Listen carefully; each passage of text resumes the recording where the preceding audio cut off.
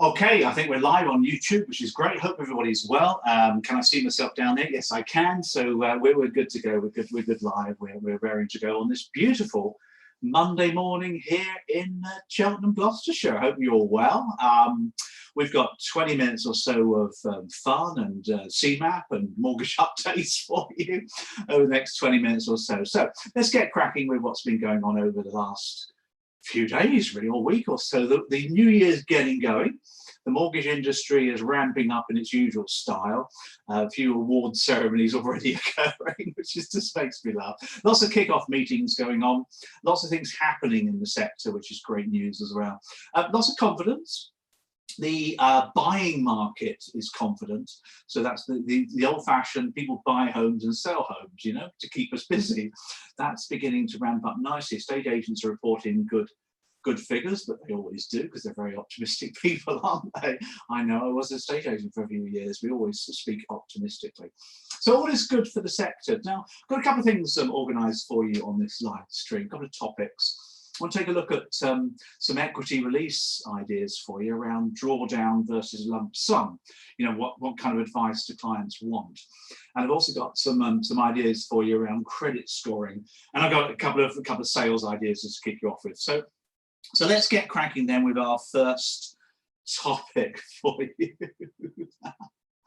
Yeah, let's take a look at topic of credit assessment or credit scoring. Call it what you like, really.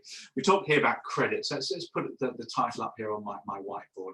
Credit assessment is the proper title that we're looking at for you, credit assessment. Now, credit assessment is where the lender looks at credit scores online in order to assess whether you should have a mortgage or not. And it has a real big impact for brokers as well. Now, we're doing some building here. Always have been, always seem to be doing building, always been a skip outside.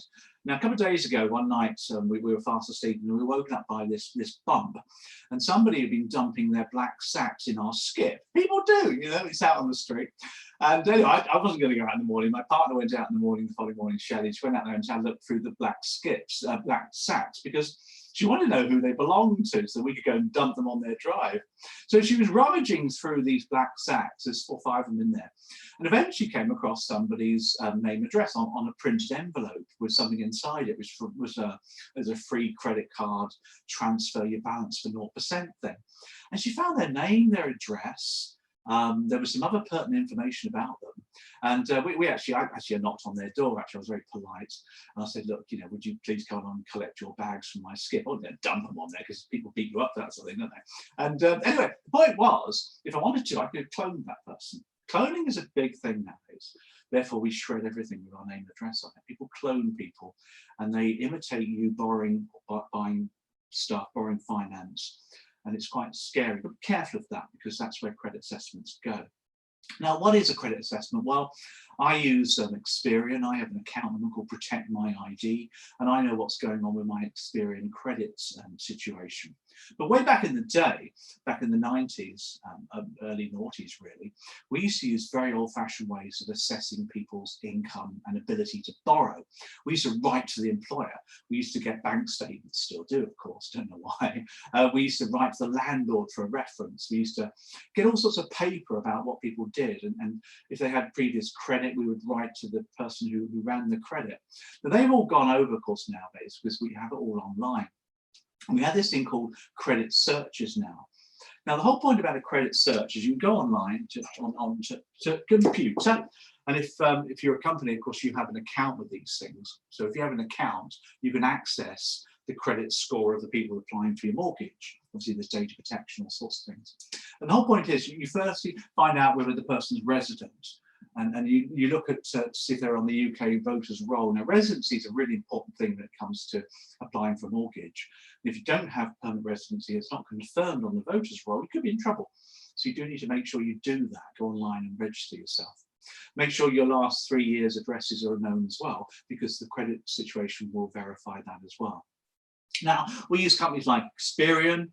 Equifax is another big company as well. Call Credit is another one here in the UK.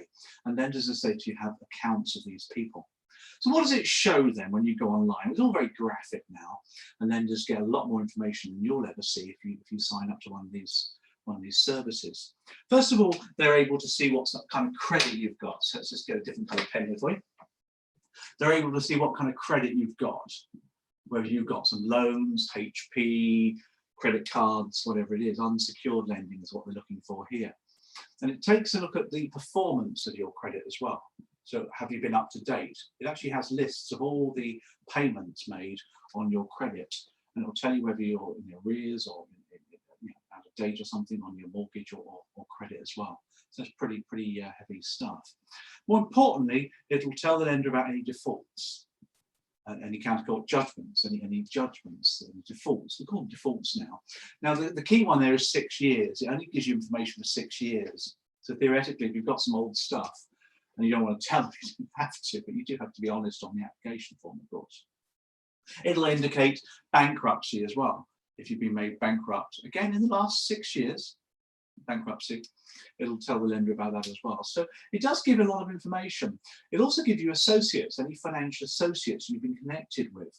And this actually causes lots of problems for some people. Now, when I was married, my wife, of course, my ex-wife was on there as an associate. Now I have partner Shelley, and she's on there as my associate in buying a mortgage or buying a house together, a joint mortgage. So it will give you an indication as to the financial associates your client has.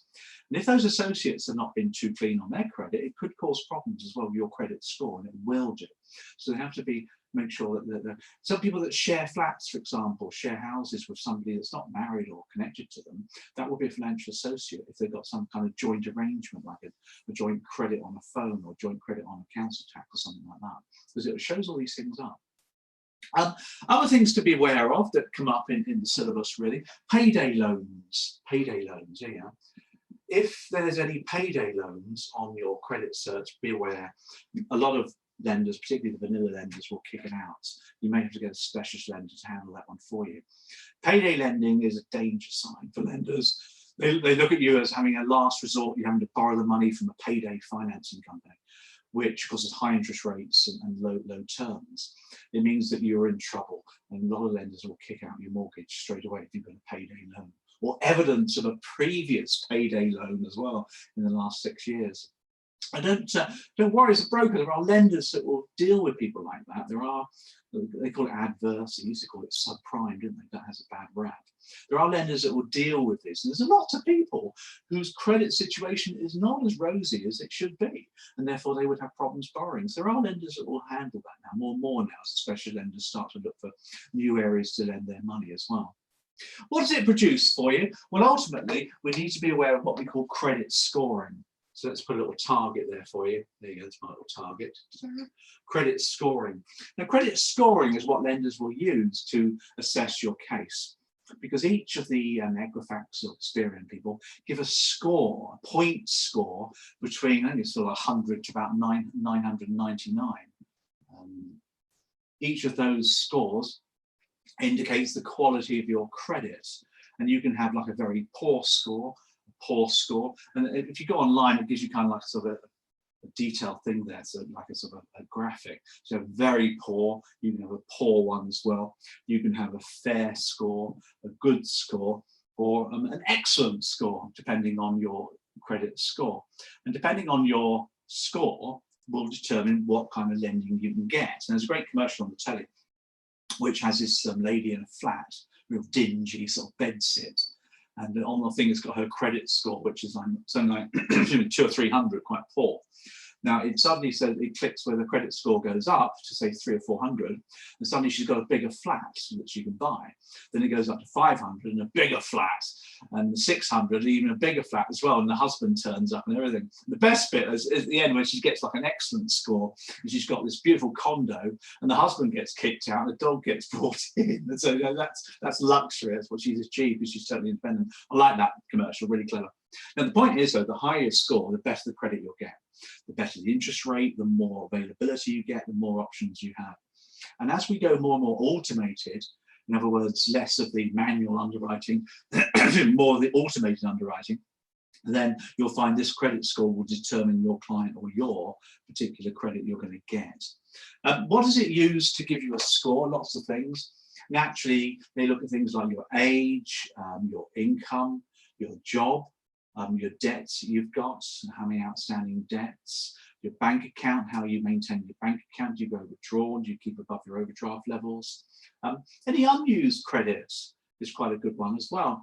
I mean, I've got credit cards like everybody else, and I'm totting up the amount of credit I could have. I've got 50 grand's worth of credit if I wanted it. Don't have anywhere near that, crikey.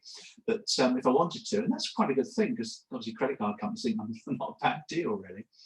Footprints is a big one.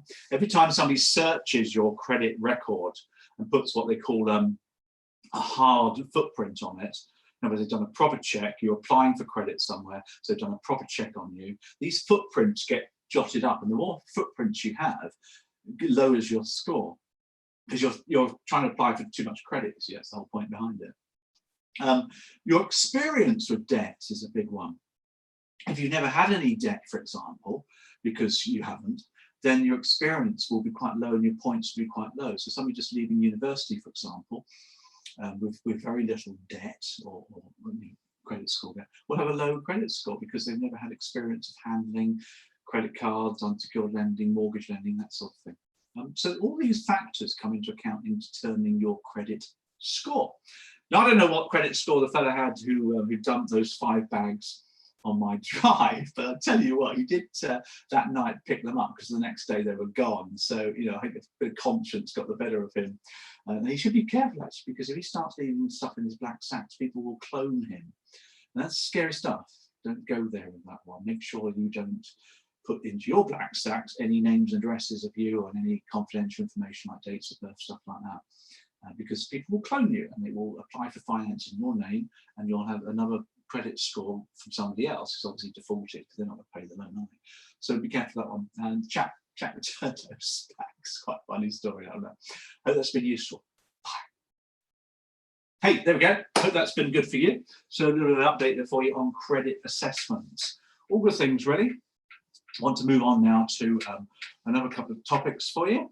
And I want to finish off now by taking a look at another technical topic, which is to do with equity release. Equity release itself is where we're going.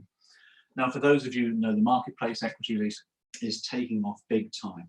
Big time this year, particularly this year, really getting a good name for it.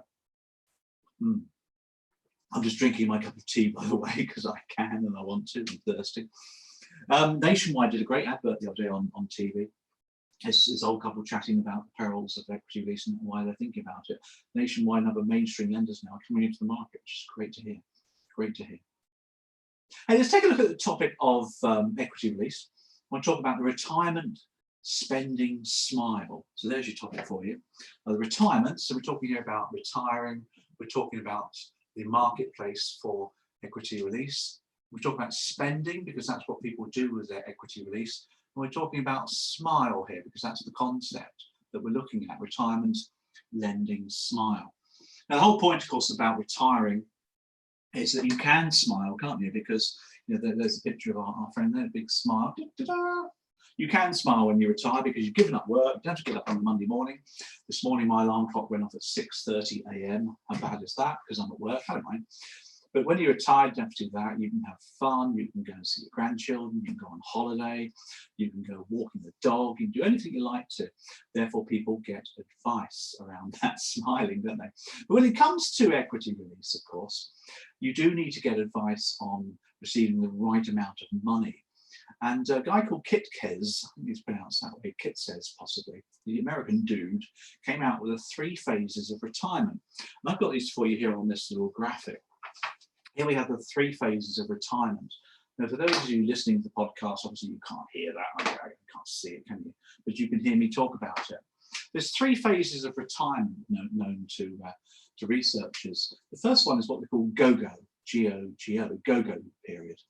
Now, this occurs when you retire at age, say, 65 or so, and you've still got lots of health, lots of energy, loads of time and money, and off you go and you fill your bucket list. You go on holiday, you have some fun, you experience life, you venture around, you explore.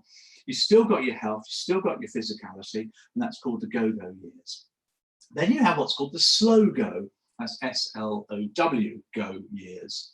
This is when you're getting a bit older now, the body's starting to creak a bit, and aches and pains are creeping in, and you slow down. the whole body slows down, you don't move around so much, you take your time.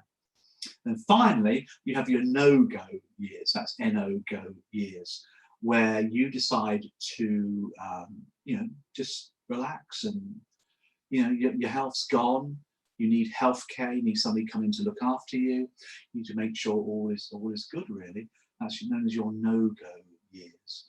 And you have to have private healthcare of some description. You're not in a home, you are looked after at home by somebody coming in or something, and that's known as no-go. So you've got your 3 phases, and these determine, of course, what goes on, because the concept is that you have this spending smile. So let me put another graphic up for you. I'm going to put another one on my board. And again, this was taken by another guy who took the information and created this smile. And the whole point about the smile, it indicates how much money you need. Because logically, of course, when you're in your go-go years, when you've just retired, you need a lot of money. It costs money to go on holiday, to visit places, to explore, to buy the RV, to get the caravan, to go to Australia. It costs a lot of money, and these people need the cash to spend. In your slow-go years, your need for spending slows right down. And that's where you get this lack of spending now. You can see my graph now. This guy did some work on some inflation spending. Somebody at 65 needs $100,000, for example, to spend. Somebody age 80 in their sort of slow-go years needs about 70,000 just to pay the bills. So in your slow-go, because you're not going out, you're not doing stuff, your costs come down. But in the no-go time, you need healthcare. Healthcare's expensive, so your need for money goes up again. Hence, you've got this smile, and that helps you with equity release because it determines what you do with your clients and where they are in their life. Now, of course, if they're in their go-go years when they're looking to equity release, they want high amounts of income, maybe a big lump sum. Maybe drawdown is a good option to have. Drawdown is where you draw down tranches of money as and when you need it, and you're not having roll-up interest going on at that time. You're only rolling up interest on the bit that you've drawn down. You can draw down more. It's not an income. Income plans are great, but it's the same amount of income pretty much throughout the period of your retirement. You draw down, you determine the amount you draw down. So in the go-go years, you draw down high amounts of money to spend, have some fun. Why not? Enjoy yourself. You deserve it, kind of thing. In the slow-go years, you can stop drawdown, maybe a little bit of drawdown to pay the bills, to keep the house maintained. But you're not going out, you're not doing an awful lot. Your body is not as active as before. You're slowing right down to the allotment, maybe, down to the bowling club, possibly. A bit of stereotypical, isn't it? But in the no-go years, the cost of healthcare ramps right up. So here you ramp up your drawdown to start paying for the private healthcare that's coming to your house to look after you, or whatever it is you need. So hence the smart drawdown works really, really well. Obviously, when you need to go into a home, that's when you sell the house and pay off your equity release, of course. Pay off your debt, whatever that is, sell the house and go into a home long term. And that, of course, then finishes your life, because it does. It's pretty scary, isn't it? So drawdown is the most popular equity release one. Talking to a lot of lenders this year, L&G, Viva. Drawdown is by far the most popular option for clients as well. And the point about the smart is it's uncannily accurate. That's the point, uncannily accurate. Because my old man, my pops, he's 83 this year, and he's now approached the slow-go years. He's been go-go for a long time now. He's been go-go for 15, 20 years. In fact, my mother died very young, so her retirement income passed on to my dad. He's been using it, he retired early. So he's been in France, he's been having a great time, real great time. Big house, big gardens. Now he's beginning to slow down a bit. He's got a few aches and pains. Had a bit of an illness last year. He's really slowed down, my old pops. And last night I contacted him on the phone. They were in the house in France, him and his partner Carol. They were watching the roaring log fire. His whole day was just chopping a few logs today, but it took a bit of effort. And tomorrow they'll just enjoy life, walking the dogs occasionally, and that's it. It's this no-go years that will crop up shortly. I need to start planning for that. He doesn't have equity release. He's got a house worth about 50 grand in France, so he hasn't got the option of equity release. So I need to think about that, because probably I'm going to finance it with my brother. So when he goes, we need some private healthcare, that's going to be very expensive. So we need to start planning for that. If, of course, he had a big property worth $1 million, we could equity release it here in the UK. Hopefully your client has. So there we have the retirement spending smile. I hope that's been useful for you. Bye. Here you go. Do you like that one, did you? Good stuff, good stuff. It makes you think about retirement, doesn't it? The lending smile. Talking about smile, let's just finish you off then with a little sales idea for you, which will take a couple minutes. Well, you might like this one, actually. It's quite an interesting one, and it relates to the election that we just had here in this country, in the UK. Let's take a look at some communication skills here for you. And we'll go back to our election, which we had last December. And you know, we had a big turnout and lots of politicians doing their things. Very much a social media one, wasn't it? People on the telly with debates and things. And this one's entitled, "What's Your Resting Face?" You've probably heard the phrase resting face, isn't it? We've all got a resting face. And it's the face that gets seen when you get caught out and you're not concentrating. Because when you get seen and you're on camera or whatever, you start to smile. But when you're not, you have the resting face. And the point is, people will see your resting face, and I want you to examine what that is. Now, all the politicians had resting faces, and the cameras caught them all out at some point. And Boris Johnson, for example, our current PM, love him or like him, whatever you want to do with Boris, although he did sort out old Putin, didn't he, at the conference? He told him what he thought. I like that. You know, Putin, the Russians, and the Salisbury problem with the killing, you know. Good for him, Boris. Well done. Let's support us a little bit here. But Boris has a smiley resting face. He smiles naturally. Priti Patel had a smug one that was reported. Jeremy Corbyn had a very philosophical one when he was caught out on camera. Very philosophical and thinking. Obviously, he's resigned now as well. Nicola Sturgeon had a stern face as well. She doesn't like the UK anymore. She wants to leave the UK.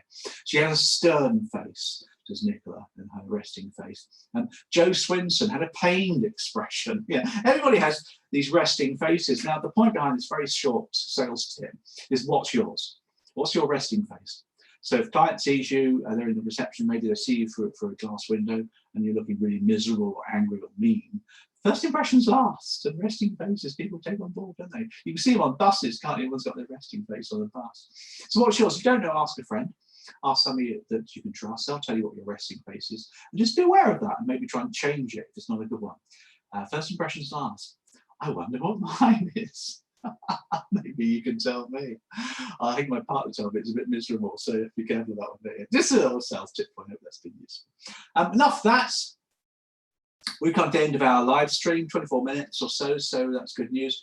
Remember, always goes out on YouTube, goes out on the podcasts, onto iTunes, Spotify, Google Play, I think, is the other one it goes out to. We're doing these every Monday, maybe other days as well. Along the way, do subscribe to the YouTube channel or get some friends to do so as well. More videos will go online there for you. The recording, the HD recording, this goes on our boot camp. The CeMAP boot camp is what some of our clients come on to. And you get a HD version of this, and we put these little clips in the right place. It's all structured learning towards your CeMAP. We've got equity release as well. That's enough for me. Got no more to say now. Hope you're going to have a great week. The weather's looking lovely and sunny, a bit cold, but no rain. And I'll catch you all next week. Bye.